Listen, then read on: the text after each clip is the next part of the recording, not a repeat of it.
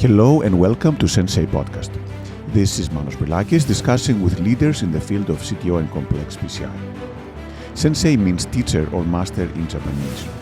The goal of the Sensei podcast is to help you learn and improve in CTO and complex PCI so that you can become the best that you can be and offer your patients the best possible results.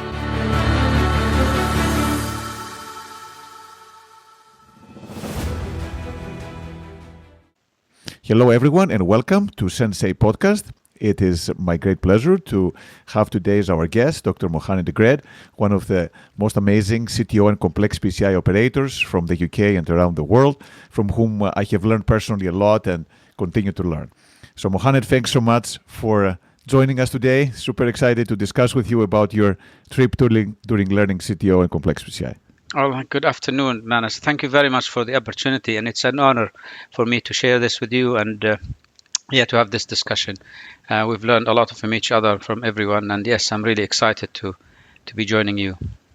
Yeah, it's wonderful. And then, so tell me a little bit, how did this work for you? I know you've been doing this for a long time, but how did it all start? What made you want to go into this area of complex PCI?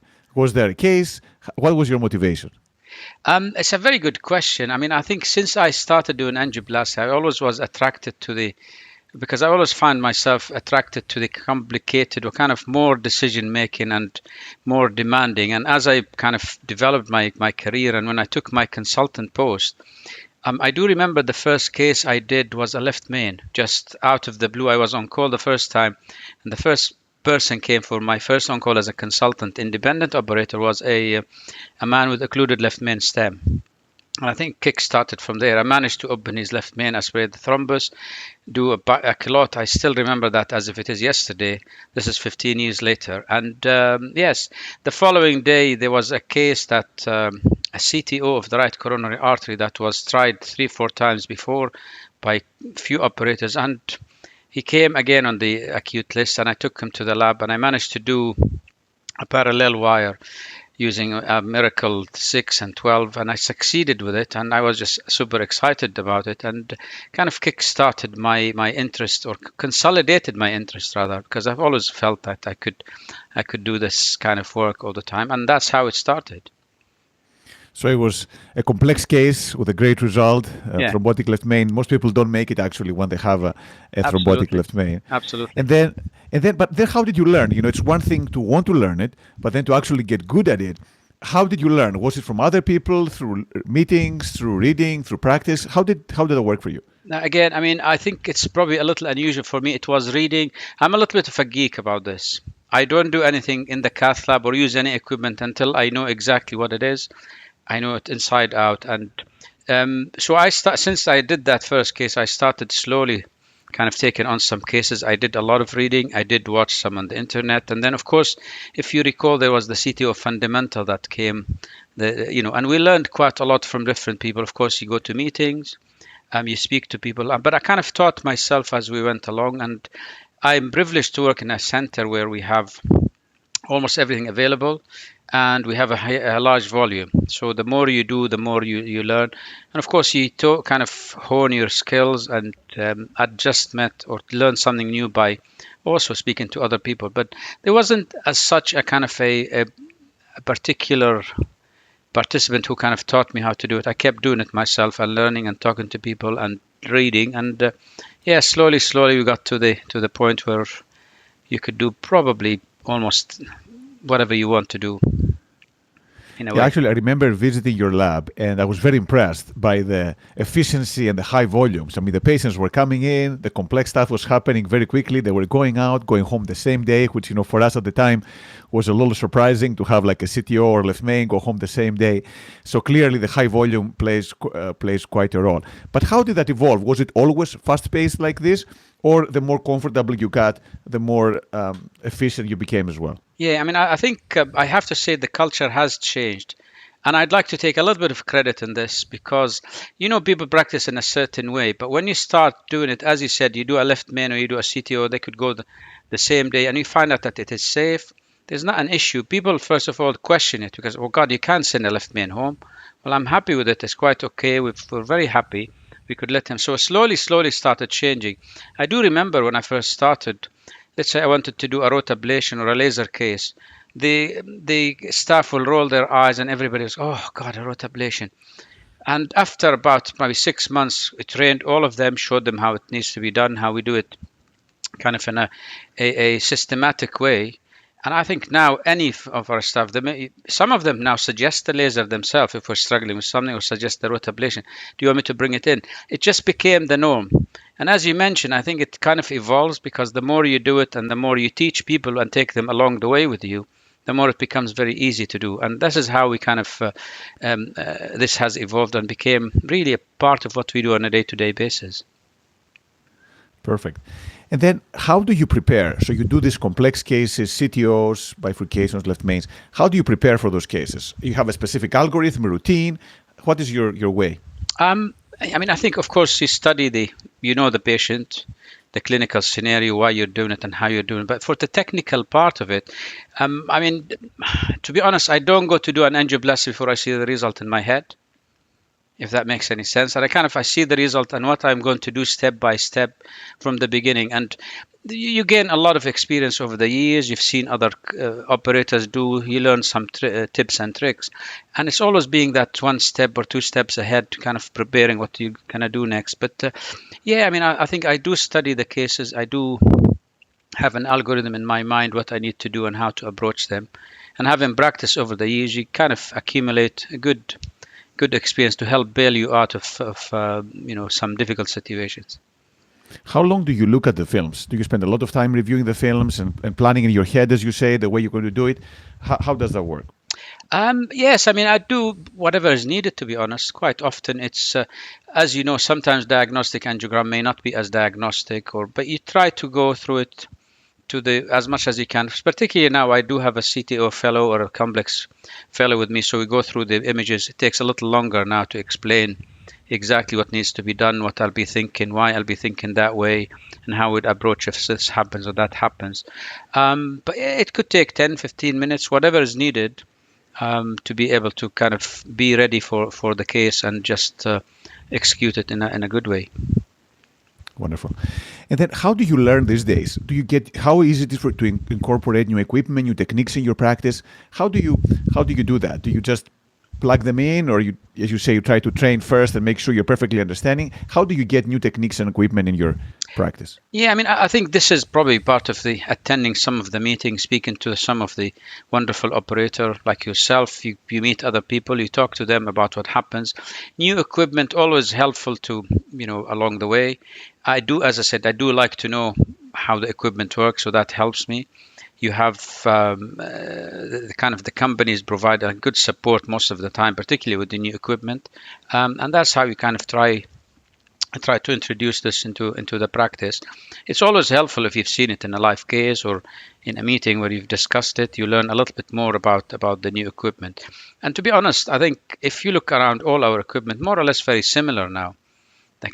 There might be some tweaks here and there, so you could build on what you have from before and see if there's anything new that could be added to your armamentarium to be able to deliver more successful outcome.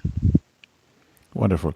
So tell us the story of laser. I know that you made Newcastle the capital of laser in the world. You started the techniques, you improvised putting the contrast with the laser, making the acoustico-mechanical effects. So you had a huge role, and for me especially, actually I learned a lot from you how to do this.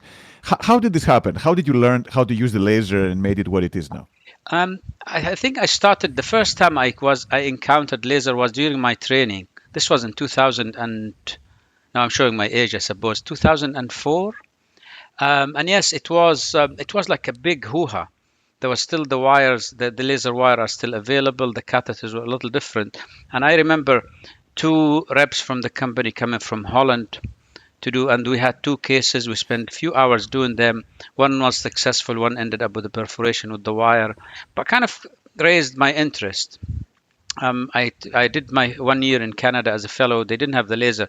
Then I went back and to my job now in Newcastle, and I was lucky that this center has everything, and laser was one of them. And I remember again, there was a bifurcation lesion in LAD with, I could not, the wire passed, but no balloon will go.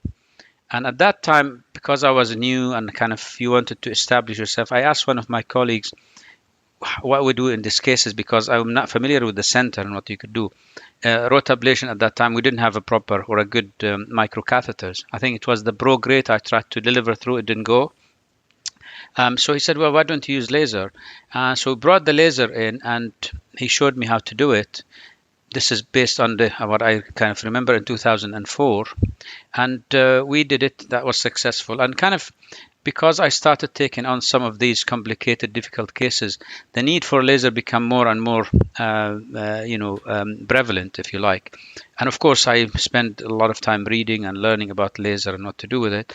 And then slowly, it became, because I used to get a lot of referrals for resistant lesion or uncrossable, and that built a very good experience.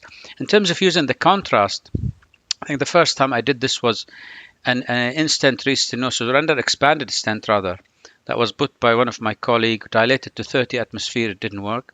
The patient went home and came back with in-stent restenosis and symptoms. I tried with balloons and the same thing. So I tried with normal laser, the laser wouldn't go, and I was still kind of restricted stent, if you like. And I'm thinking to myself, I'm protected now because I knew the mechanism of laser with the bubbles and the acoustic effect. So now it's protected with the stent and the fibrosis. I think if I put contrast and form the bubbles, I think I'm protected. I'm not going to cause any perforation. And that's what I did. It worked like a treat. And of course, at that time, we ended up publishing it. And since that time, we've used it quite often. And in fact, we published a series of under expanded stents and yeah, laser became part of what we do regularly. In fact, the latest one, which actually I should publish, but I think now a lot of people are using it. I've used laser without, just at the proximal cap, where I had a resistant cap that didn't go, and without a wire, just putting the laser there and activating it. Sometimes with contrast, you could still puncture the cap. So yeah, kind of over the years, it built a huge experience with it, and I still run training courses. I still publish on laser, thankfully, and it's been a good journey.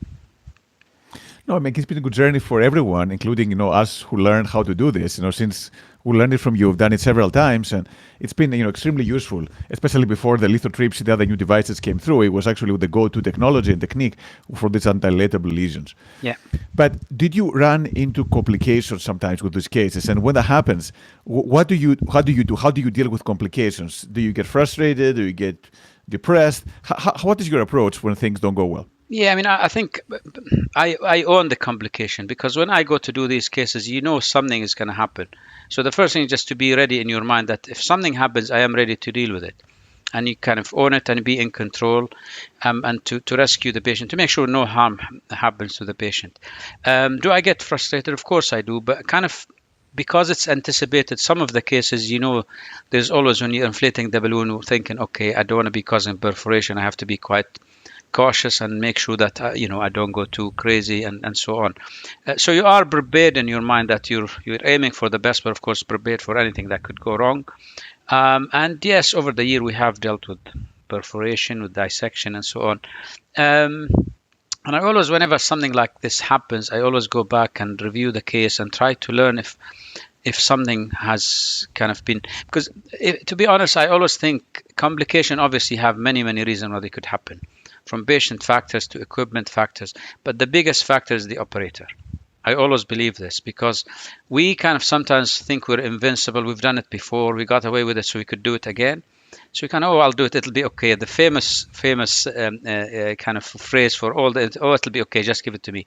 And all of a sudden you find, and I teach my junior, I give them this phrase: you could close your eyes and cross the road 10 times, nothing happens. On the 11th time, you are going to be hit and hit hard, which means, you should not cut corners really. But every once in a while, we all know, sometimes we think we're going to get away with it. And we do. The human body is so resilient. Sometimes we do things kind of not the perfect way. We get away with it. But yeah, so complications, quite often I go back and look at them, see what happened. Could I have done something different? Even up till now, I still do this, because there is something to be learned from every single case you do, whether success or failure. But complication in particular, you do learn quite a lot. Wonderful. And then How do you deal with radiation issues? With the number of cases you do. I mean, you do so many cases. Are you worried about your radiation dose, and what do you do for that?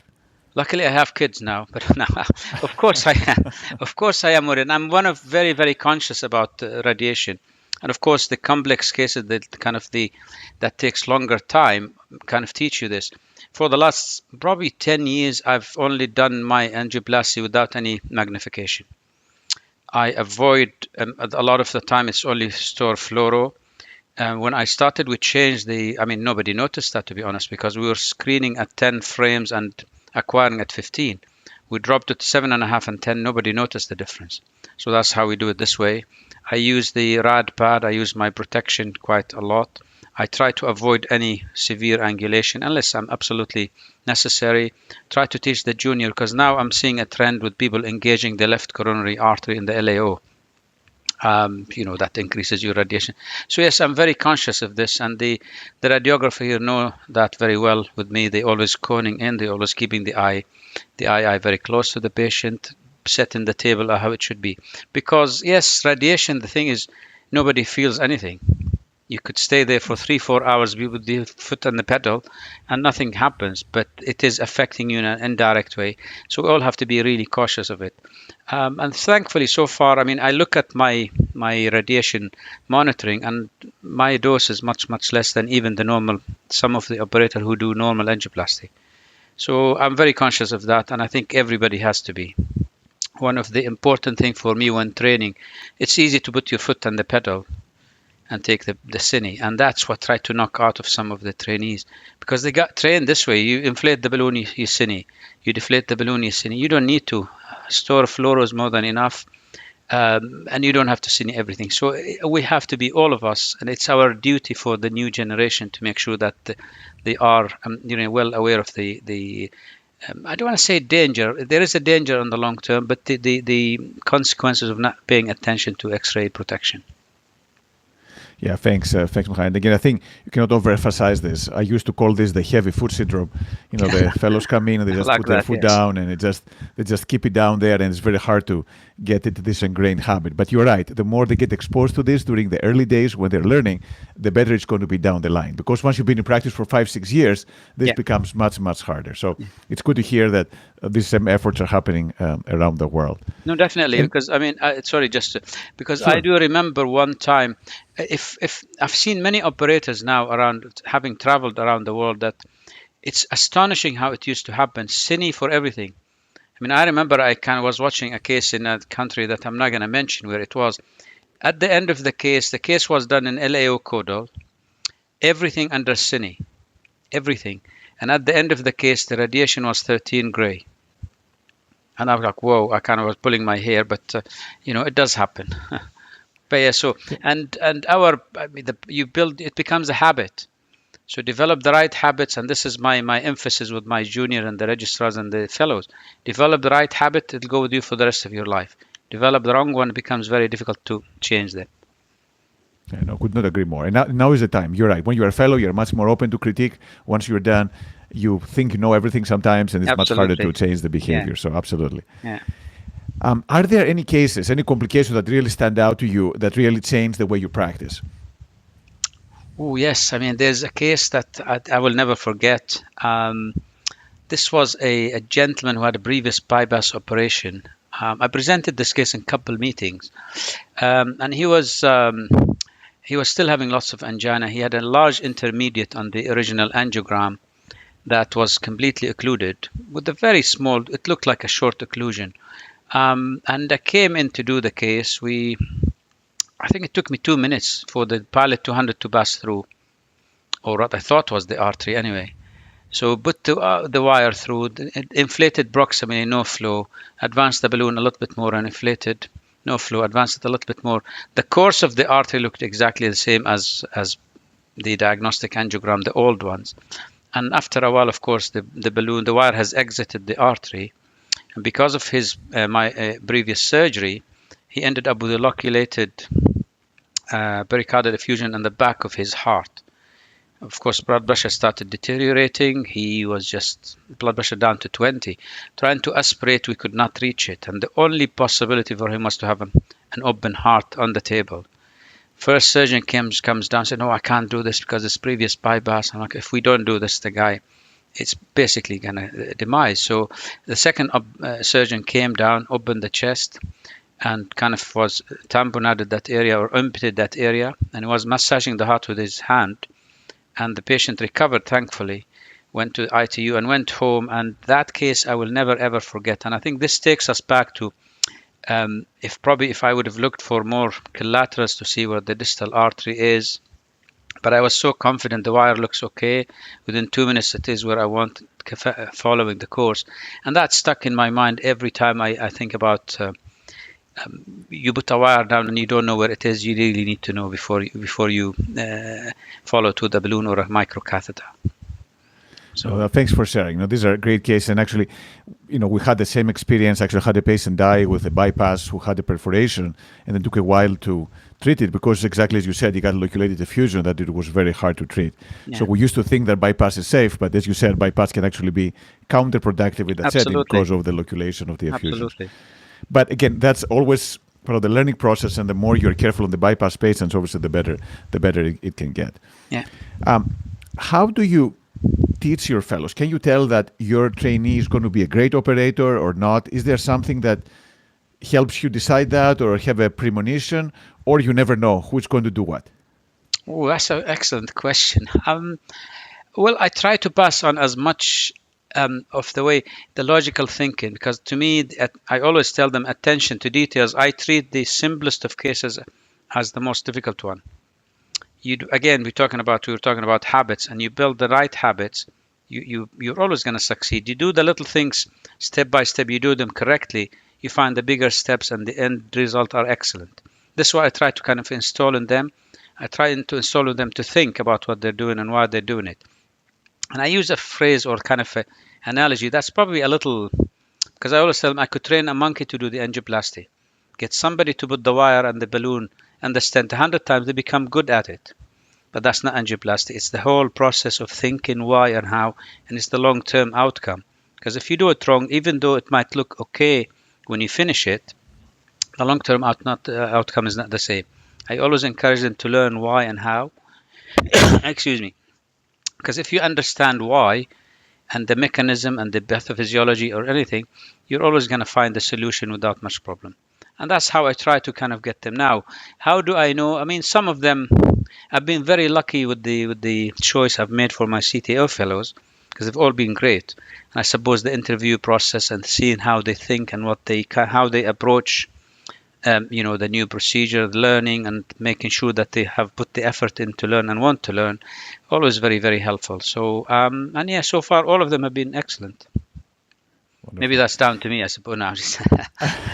There you go. Well, it's true, right? I mean, the teacher is critical to what you learn and how you get learning. I think we have to, because as I said, they come to you sometimes at the stage where you find really bad habits. Why are you doing this? Well, I don't know, because we've been doing it like this for. Well, tell me. If you tell me why and you give me the rationale, I've got no issue, none whatsoever. Because as you know, this is a technical thing. And everybody will do it a little differently. But as long as the principle is correct, I don't care how you reach that, as long as what you're doing is justified and you do it because of.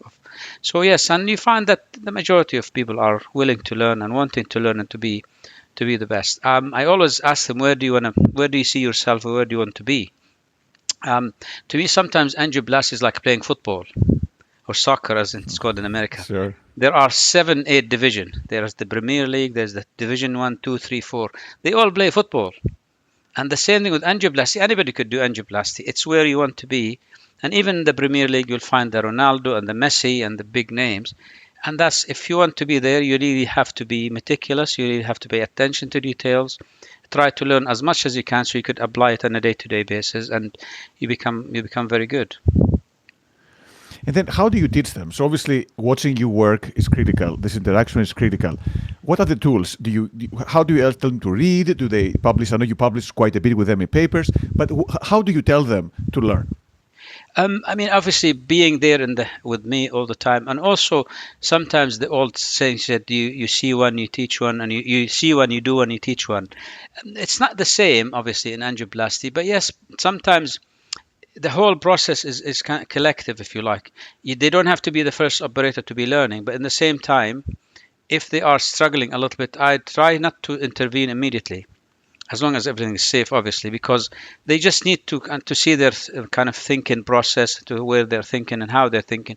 Let them do some of the work to be able to kind of come up with their own way of dealing with this.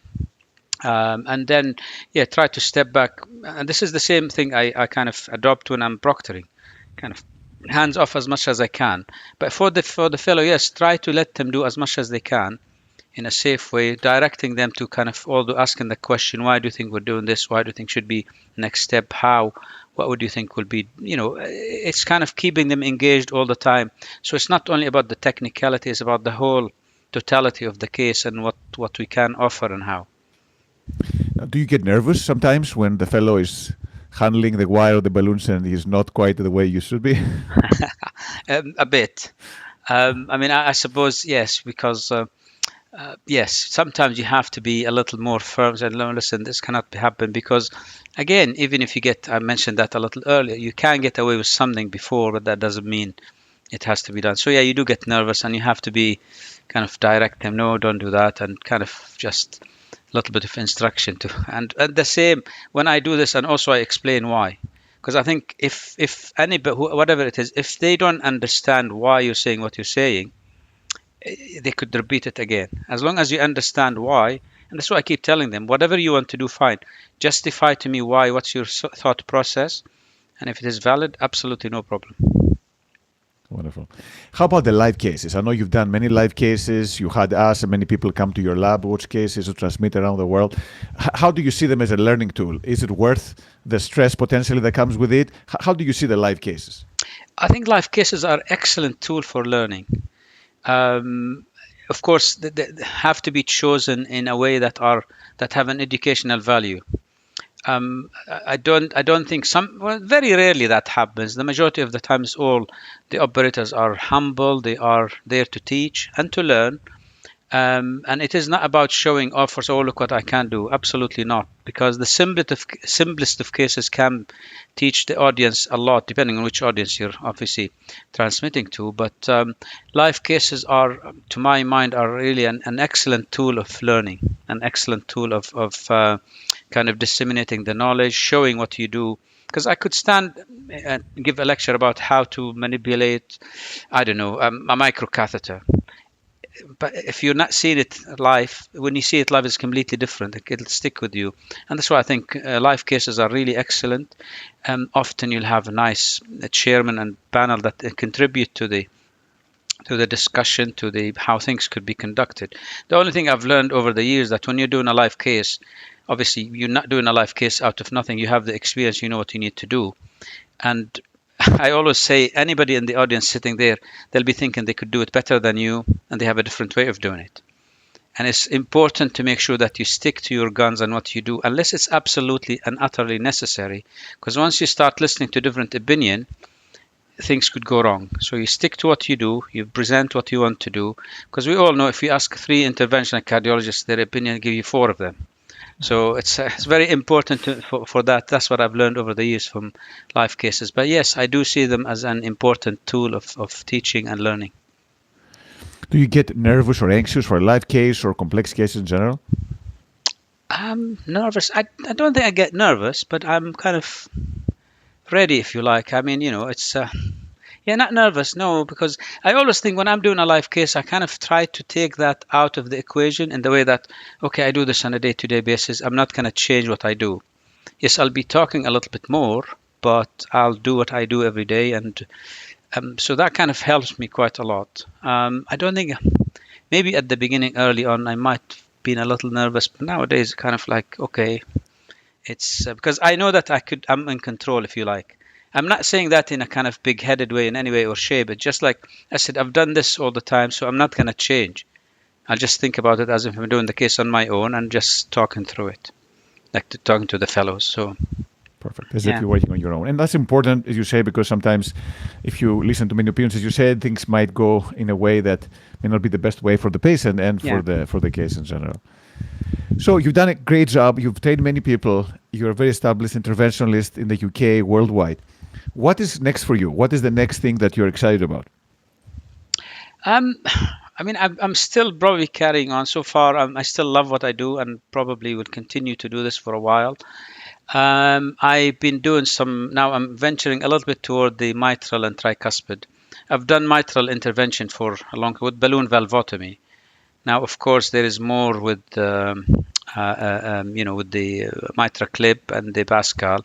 So I'm heading that way. I've been doing this for the last few years now.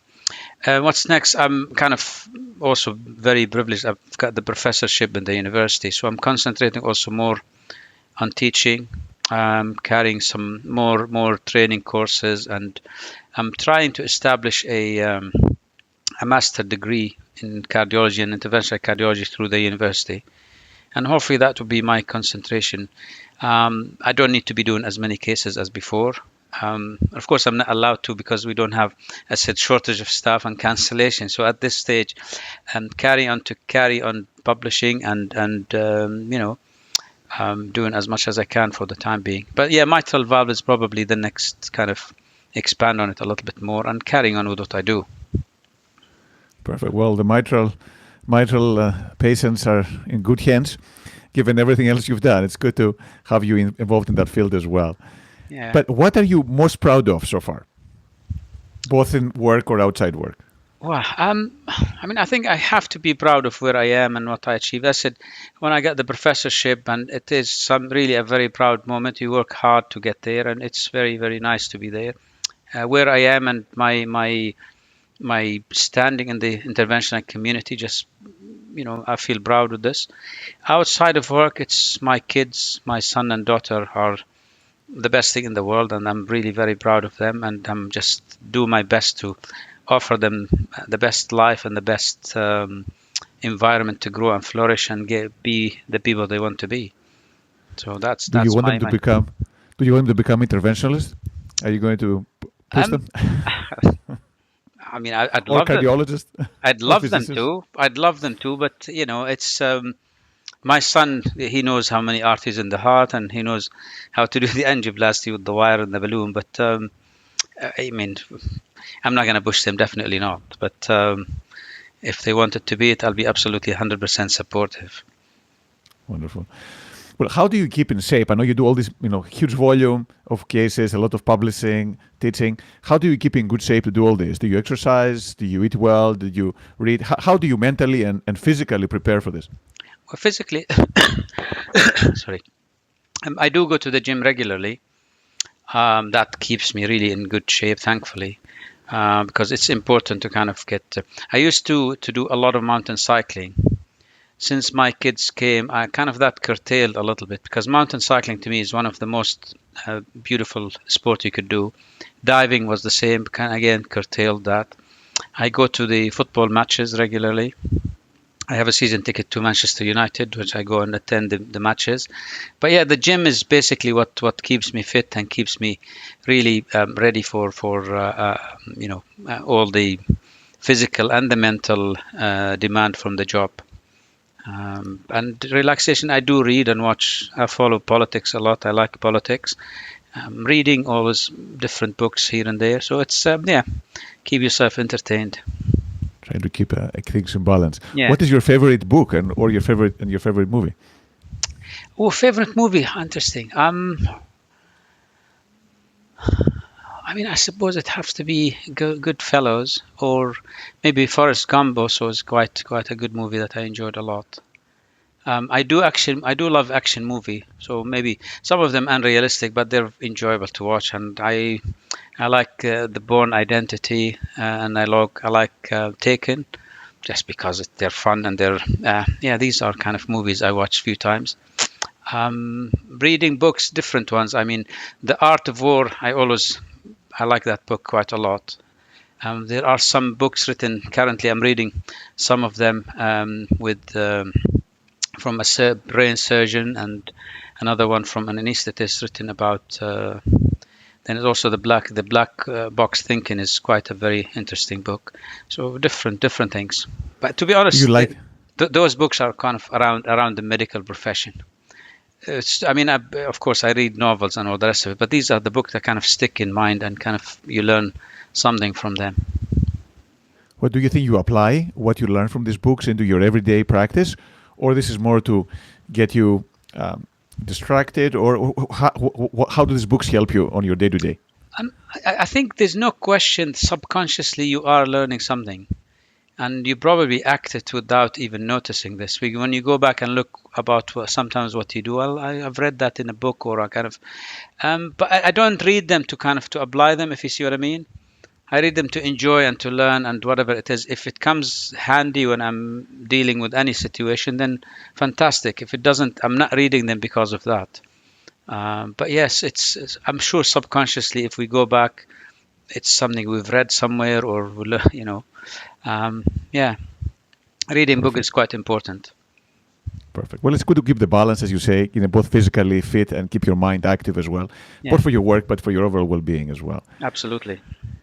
But so in closing, how do you advise people? So someone comes to you and says, look, I am just finishing up medical school, or I'm going into cardiology, and I want to learn to become like you and learn to do these complex cases. What would you tell them? Should they do it? And if yes, how should they do it? Of course. I mean, yes, if somebody expressing the desire, absolutely. If you're asking if you could do it, then that means you have the desire to do it. And you should nothing should stop in the way. Now, how do you do it? That's a very good question. Hard work, reading.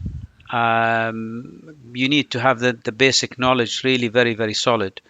Because as I said, the technicality of it, it doesn't impress me that much if there's no thinking behind it. This is so I always tell them to read, to learn about, discuss, and try to read as much as they can.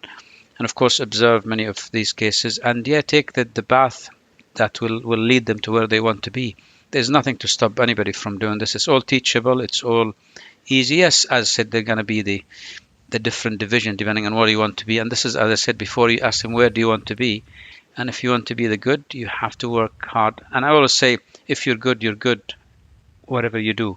Whether you're in a big center or in a small center, it's how you apply yourself and your knowledge and what you do to your patients. So yes, I'm very encouraging if anybody wants to do it. In fact, there was a discussion, because we have no limit on if all of our trainees want to do intervention, we say yes. And I was strongly with this, because if this is your ambition, you should do it. Nobody should stop you. Some people were talking about the numbers may not be easy to train, but we have a large number to do it. And in fact, actually, that was a reflection on me, because at some stage I almost was stopped from doing intervention, because some excuses were given to me. And I'm like, no, you train me, because this is what I left my country for. This is what I've worked hard for, and I want to be, and I know I'm going to be a good interventionist, so I want to train. I don't want anybody to tell me you cannot train. And that's why I applied for anybody. So yes, absolutely, very encouraging for anyone. Wonderful. Well, Mohaned, thanks again so much. I mean, it's been an amazing journey that you've been through, and I think you've impacted, thousands of lives, both of patients, but also for other physicians and fellows and trainees around the world. So thanks again. It's been great talking to you and learning from you. Thank you very much, Manu. That's fantastic talking to you too. And yes, hopefully we'll see you soon. And thanks very much. Wonderful. Thank you. Thank you.